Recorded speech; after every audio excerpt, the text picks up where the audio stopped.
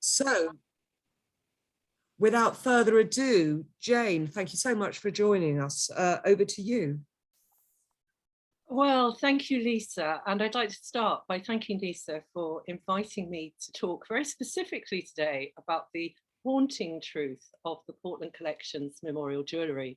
And she's also asked me to talk about a little bit about my own collection, the Wildgoose Memorial Library. It feels a little bit cheeky to be talking about my collection in the context of the Portland Collection, but I hope that it will be productive. So I'm already encountering a problem. My slides are not moving. Oh, they are now. Okay, the Portland Collection, I'm sure all of you are familiar with it and many of you will have visited it. This fantastic collection of some of the finest works of art that money can buy, really. The finest craftsmanship, the most wonderful, rare and valuable materials, handed down through generations of the same family for centuries. And then the Wildgoose Memorial Library, which is a bit of a beachcombers collection, and for which I have or had a budget for many years, no more than £25 for any item. Many of the things in my collection were picked up off the beach from fields, in junk shops and charity shops and jumble sales, and of course through the kindness of both friends and strangers. Now, I call my collection the Wildgoose Memorial Library. I call it a library and not a museum or a gallery, although it's full of objects and books. And I call it a library because I'm interested in the stories that get attached to objects and the way that they can act as catalysts for telling us narratives, and often a kind of life writing, the narrative of people's lives. And I'm interested in the way that objects can speak to us. And that's the way that I'm going to approach looking at the memorial jewellery in the Portland collection. And as you'll have seen, we've been advertising this talk with a painting from the early 17th century. And I'm sure there are many experts in the audience who know all about memorial jewellery from the early modern period. But for a lot of people, we think of mourning and memorial jewellery and we think of Queen Victoria, and certainly in my collection, because of the limitations on what I can collect, my examples of mourning jewellery are all from the 19th century.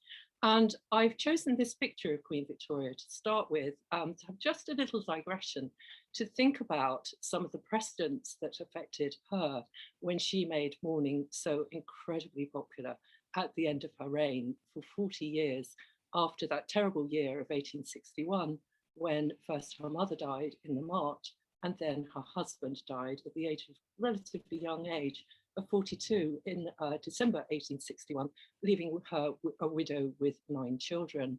And this photograph, I think, is very interesting because we see her wearing not the great jewels of state and not magnificent jewels, but really quite generic miniatures, portraits on lockets around her neck, and a bracelet containing lockets as well.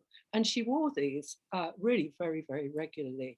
And they speak of her lived experience. They speak of the people that she cared about, that she felt closely associated with.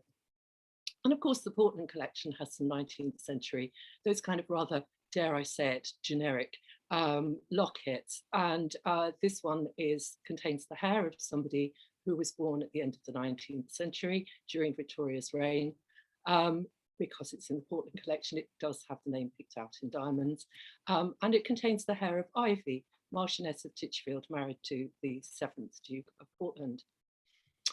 And actually, I just say we're seeing it there in storage, wrapped up in its tissue paper and with its label with its succession number. And we see that Queen Victoria is wearing a bracelet of really quite generic lockets, and they're made from gold. They've got black enamel on them, most of them. And they've also got pearls, and we're going to be thinking quite a lot about pearls later. In my collection, I've also got generic lockets. And for instance, this Whitby jet locket with a little boy and a lock of hair, almost certainly this is a mourning item, probably worn by his mother. I collect images of women from the 19th century wearing mourning and wearing mourning jewellery, and also sometimes holding as I think this woman is. She's got a folding case there, I think, which probably has a picture of the person that she is mourning. Now, how do I know she's mourning in a sepia photograph? Well, she's wearing mourning crepe, and there's a sample from my collection as well. This characteristic fabric, which was rolled out in thousands and thousands and thousands of meters for women who felt constrained to wear it in the first stages of mourning, this very light absorbing black fabric. So she's in mourning and she's wearing a locket. And like the locket in my collection, like the lockets on Queen Victoria's bracelet, probably has a photograph in it. It may well have a lock of hair as well. And it relates to the life and the commemoration of somebody who was close to her. Now, Queen Victoria may have rolled out a fashion right across society, but she didn't invent it. And here's a print in my collection of her as an infant with her mother. It's based on a painting in the Royal Collection. We can see that her mother is wearing mourning. Her mother is wearing a lot of pearls. And we know too that women at court, and Queen Victoria would have grown up with these protocols around her, that Queen Victoria, that at court, when somebody, a member of the royal family died, there were very strict instructions published in the London Gazette of what people should wear, including the fabric that they should wear. And this instruction was sent out on January the 25th, 1820, the year before this painting was commenced. And it was for Victoria's father, who died when she was 8 months old. And what is she holding in her hand against the pearls on her mother's neck? She's holding a portrait miniature of her father. And as those of you who are familiar with the collection will know, the Portland collection, famous for its miniatures. And we know too, from these kind of collections, we can see that the fashion for wearing portrait miniatures goes right back to the 16th century. The loop on the top of them allowed them, like Queen Victoria in this photograph, to wear them suspended from a ribbon around their neck. And very often they included hair in them. So here's an example of the Countess of Burlington from the 18th century from the Portland collection, which has hair on the back of it. And Queen Victoria, for her first birthday present from her mother, received a heart-shaped locket containing hair. The inscription around it tells us this. Encased in gold, 2 pieces of hair bound together with a fine gold thread, and this is the hair of her mother and of her father. And I think this locket is significant for us thinking about some of the earlier jewellery in the Portland collection, because it speaks not just of her relationship with the 2 people who produced her, but also of her lineage, of the fact that she was destined through her lineage to become Queen of England. So to focus on the Portland collection memorial jewellery, and beginning with this painting of Elizabeth Basset, I'm going to be looking at some earrings and yes, some earrings from the 17th century, 3 singular earrings. These are not ones that have lost a pair. They were designed to be worn on their own. I'm going to be looking at a ring from the 18th century. I'm going to be looking at a bracelet. Yes, this is a bracelet made from human hair, a very, very popular 17th century practice. And this bracelet was given to Henrietta Cavendish Pulse Harley, who we'll be thinking about later in relation to the ring. And I'm going to think about the fact that from my point of view, as somebody who runs the library, which is about objects and life narratives, I see all of these items as relics, including the ring, which has 2 little containers in it for human hair, one on either side of the setting. And to think about the idea of the relic, let's stay in the 17th century. And John Donne, the poet, now this was published after he died in 1633, but obviously was written much earlier in his life, I think when he was a young man. And I'm just going to look at the first verse and the fact that he's imagining very, very playfully that he's died in the future and his grave is being opened and they're going to put somebody else in on top of him. And he imagines that the gravedigger sees his skeleton and notices that there's a bracelet of bright hair around the wrist bone. And he imagines that the gravedigger will think that there's a loving couple there because there's enough of their bodies to represent them. There's the hair of the woman, the lover, the platonic lover who gave him the bracelet, and there's his own skeleton. And he imagines something else. He imagines that very playfully, that there's enough of their bodies, and this relates to the Christian idea of resurrection, that there needs to be enough of the body in the ground on the day of judgment when the last trumpet sounds to get the souls either to hell if they've been bad or to heaven if they've been good. And he thinks that there is enough there to represent both of them, and perhaps they can have a little tryst on the grave before hopefully they're both going the same direction, or possibly in different ones. So thinking about the bracelet of bright hair about the bone as a relic, the Christian doctrine of relics. There were primary relics and secondary relics. Primary relics are hair, teeth, and bones of Christian martyr who've been sanctified. Secondary relics were pieces of cloth or other items worn close to the body, like the earring in the Portland collection. So let's concentrate on that earring. Because it's the Portland collection, because it's been handed down through generations, there is a handwritten provenance that goes with this earring. And it says that it was given to the king, my grandfather, or rather it was taken from the king, my grandfather, that's Charles I's ear, after he was beheaded. And it was given to Charles I's daughter, Mary. And it was after given by her to her son, William, who gave it to the first Earl of Portland. Now, things related to Charles I by royalists after his execution were considered to be relics of the martyr.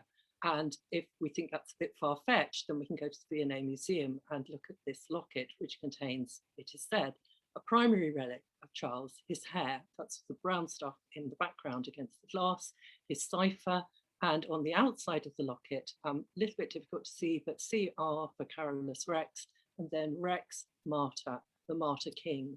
This item in the National Museum Scotland, I think, functions really as a reliquary, a heart-shaped reliquary, and again, the brown substance at the back of the portrait is said to be Charles I's hair.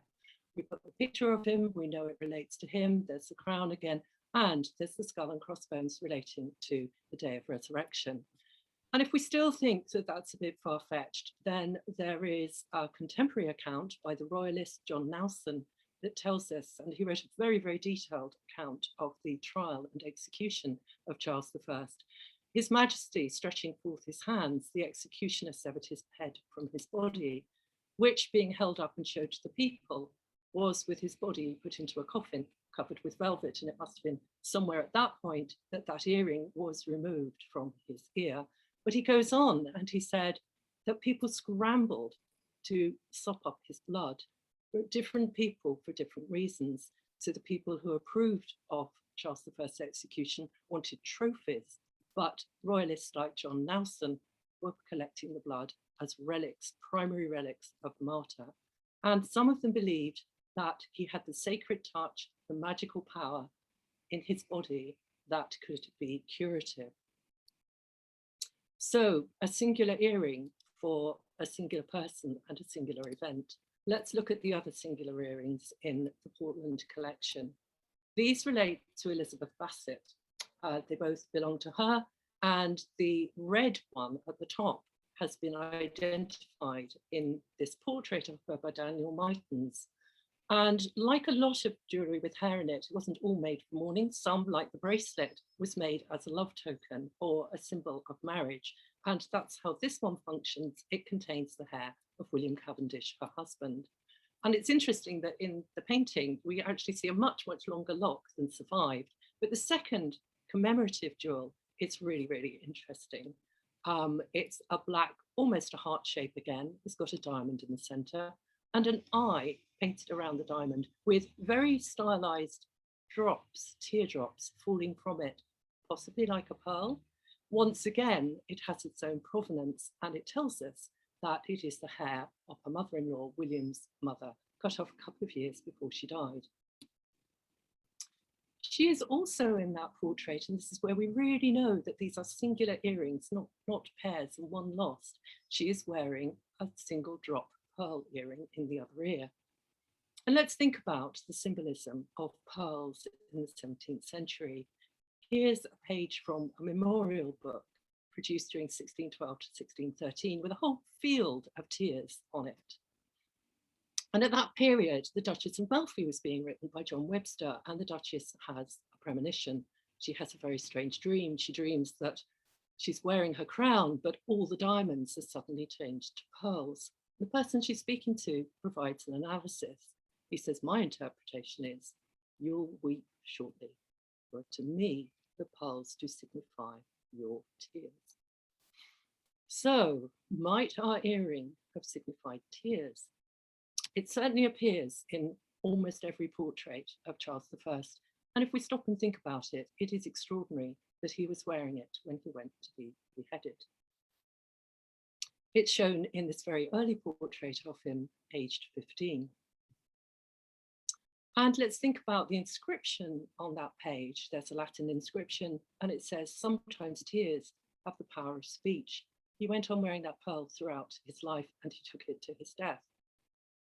The book that we're looking at, the page, comes from one of about 50 books that were published during the years 1612 to 13, at the same time that Webster was writing The Duchess of Malfi, to commemorate the death of Charles's older brother, Henry, who died at the age of 18, probably of typhoid.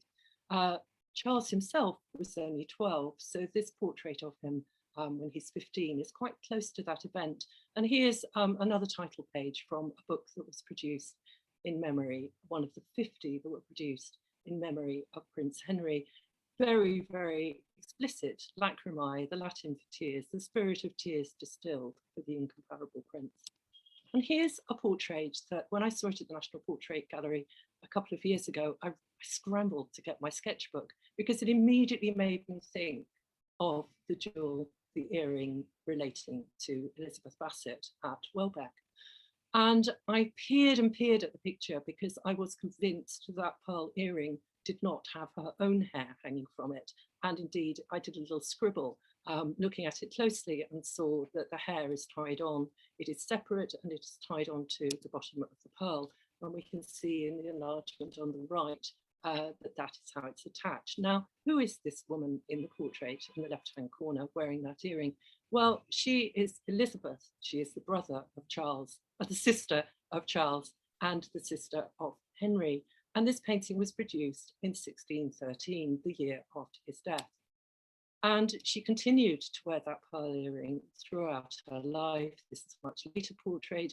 And like Elizabeth Basset, not only is she wearing the pearl earring, she's wearing a long plaited strand of hair, kind of attached to it. So sometimes tears have the power of speech, and sometimes tears are pearls. And thinking about the way that the human body might speak to us, also contemporary with the death of King Charles. In the decade following his execution, there was a ballad published in a broadside called The Miller and the King's Daughter. This had probably been in circulation for a while, and it continued to be in circulation right up to the present day, and people are still recording it today in various different versions. About 20 versions of it were published at the end of the 20th century. And I'm going to distill those because they all have the same characteristics, although there are lots of different versions. Basically, there are two sisters. The older sister is very jealous of the younger sister. She pushes her sister into water and she leaves her deliberately to drown. A miller comes by and sees the poor girl's body floating in the river. He pulls her out, but she's dead. He can't do anything for her. And then a famous musician passes by. It's quite a busy riverside. And he does a curious, curious thing. He dissects her and he makes her into a musical instrument. And he uses a bone to make a harp and her hair to string the harp. And sometimes in the earlier versions, it's a viol. And then he takes the musical instrument to court, where everyone's assembled. He lays it on a stone and it begins to play. And it says, there is my father, there is my mother, there is my sister who murdered me. Just as the jewels relating to King Charles spoke of his martyrdom to royalists in the years after his death. And I'm going to finish by looking at the 18th century ring, this extraordinary sapphire. Very rare, very valuable, massive stone, rare and valuable too because of the very, very deep blue colour. Mounted in gold and white enamel. White enamel was associated with mourning for children, babies, and women who were unmarried. And it has a coat of arms on the back, so very clearly relates to someone, and that someone, their name is written around the outside. And once again, it's like a record of life writing. Here is the Henry Cavendish, Lord Harley, born on the 18th of October, 1725, who tragically died 4 days later on the 22nd of October, 1725. And there is an inscription in French that you could probably see on the inside of the ring, a life so short, so much sorrow. And this was the son of Henrietta Cavendish, who of course received the bracelet of hair from her friend Barbara Chiffinch.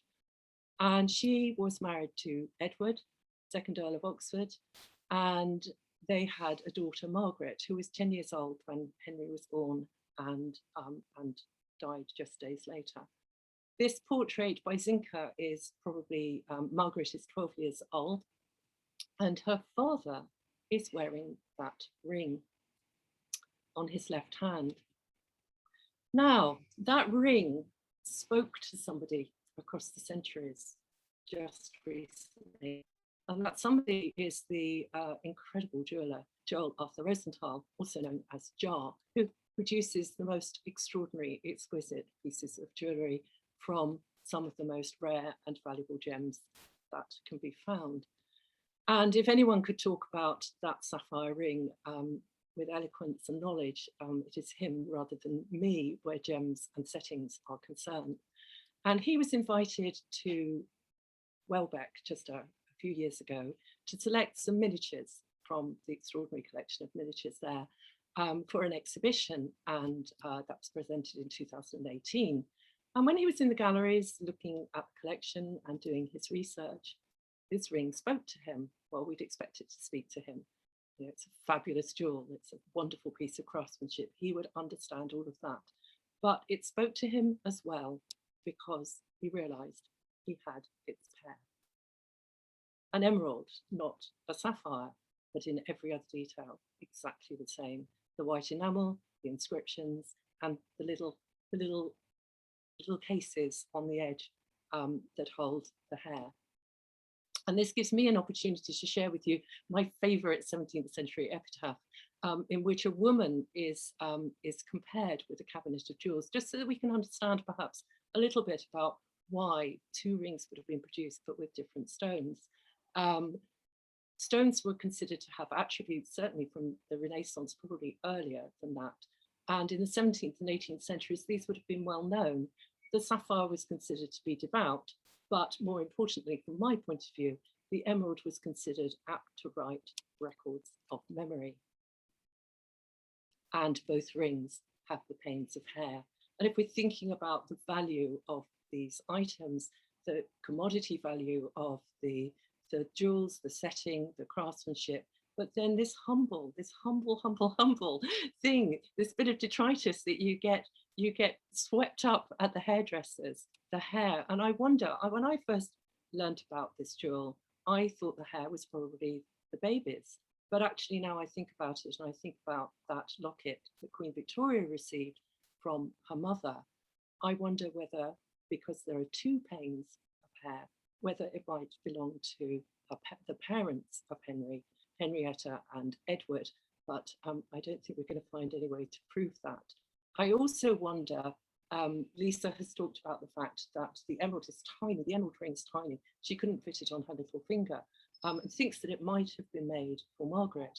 I wonder then if there is a third one, because I do feel that Henrietta herself should have had a mourning ring for her baby who lived such a very short time.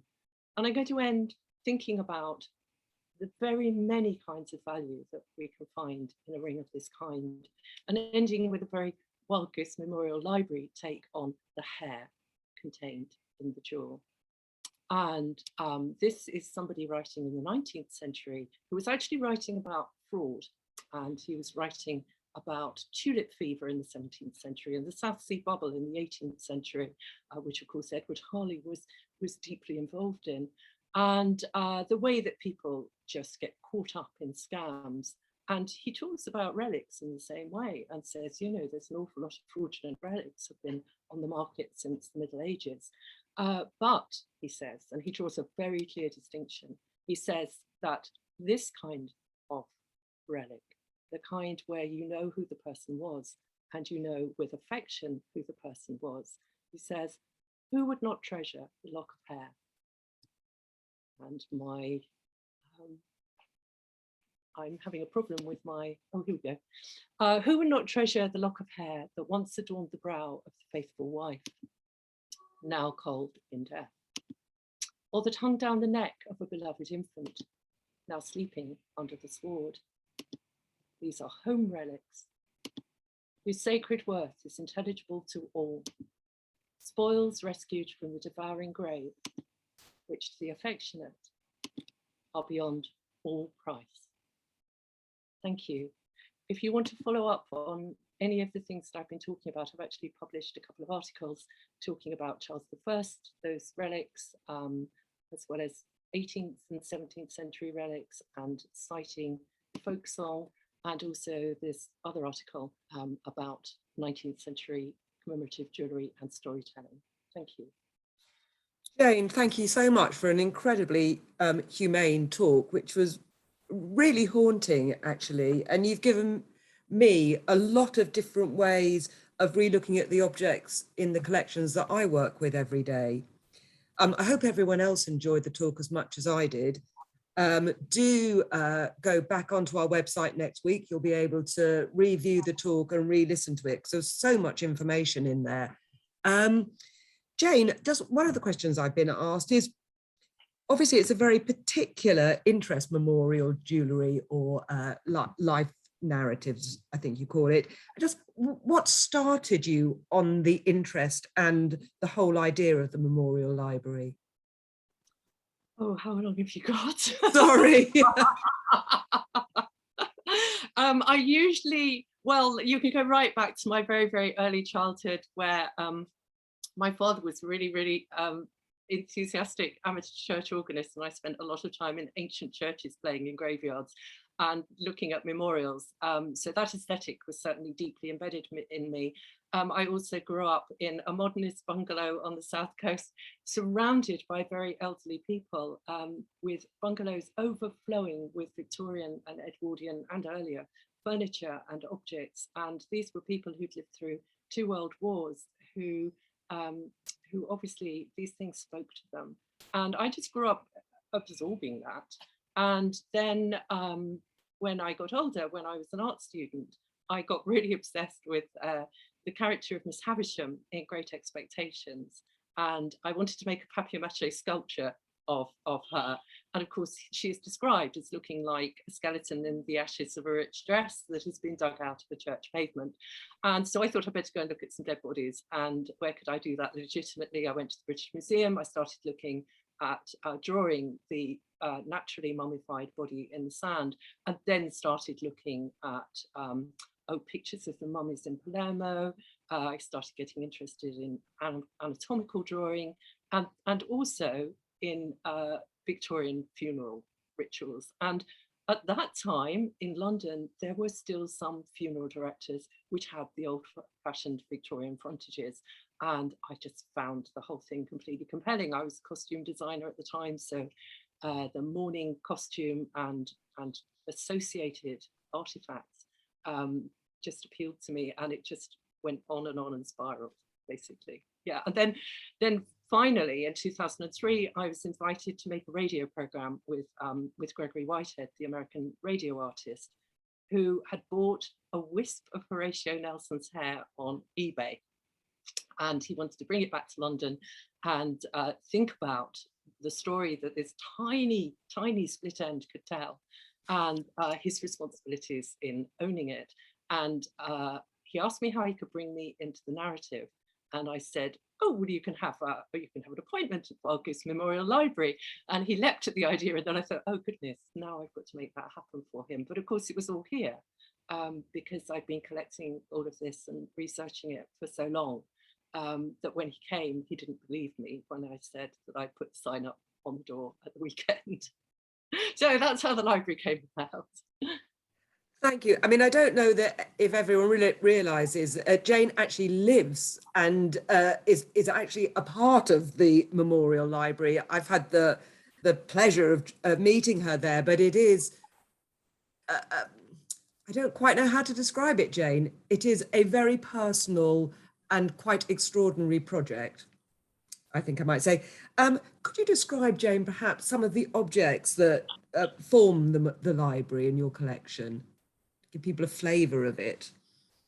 Oh, wow. Actually, what I think I'd like to do is talk about how it evolved, and that becomes a very relevant conversation. So it began as a very playful, well, it began as a research resource for my work as an artist and designer. So objects and books, because I've always been involved with material culture because I was a costume designer, and I was also working very closely with text. So the two go together.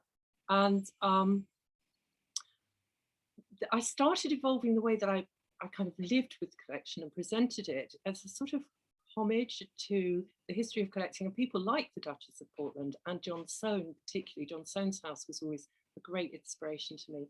This idea of what I think of as the working cabinet, somewhere where you are surrounded by objects and books, and they are the subject of your research and your practice. They're also available for conversation and a kind of forum. And so I was quite enamored of the history of collecting and its aesthetic. And I was kind of doing smoke and mirrors with the things that I could pick up anywhere, and trying to emulate the idea of a natural history and fine and decorative arts collection.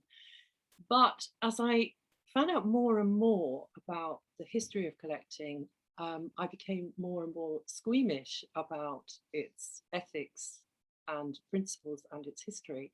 And so I have, over the years, quite legitimately collected a lot of natural history specimens and shells and ivory and coral, because these things were available. And in fact, I've been working recently, they've all been removed from this room now.